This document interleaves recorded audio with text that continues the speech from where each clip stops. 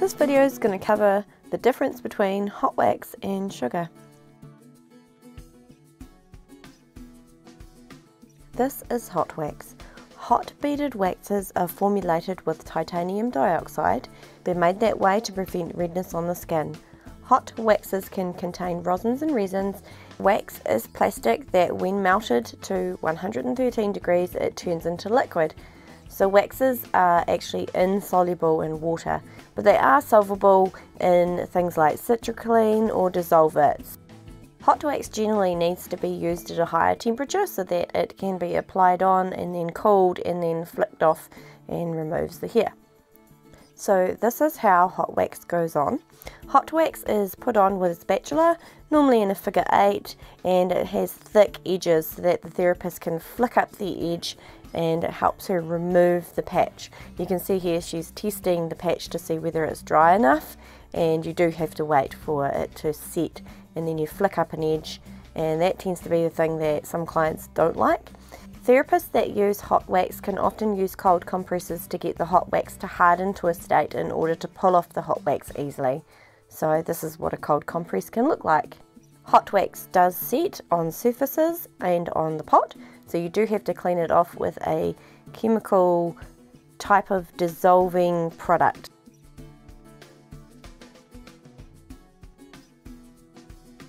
Clients often like the idea of hot wax because they've been told that the heat of the hot wax helps open the follicle, so it helps with the removal and has less pain because the follicle is more open.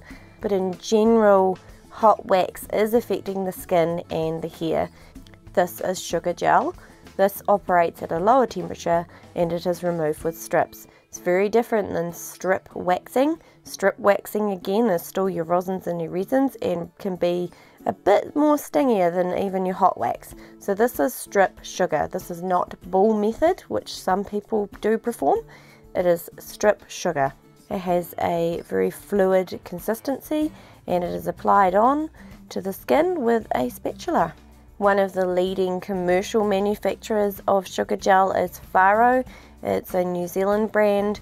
They make it out of all natural ingredients, so kiwi fruit extract, lemon, water, sugar, mica, manuka honey. Their newest recent product has marine extract in it, so it has paua extract. As you can see here on the model, it's put onto the area with the edge of a spatula. It goes on very, very thinly. That's the difference between hot wax and sugar.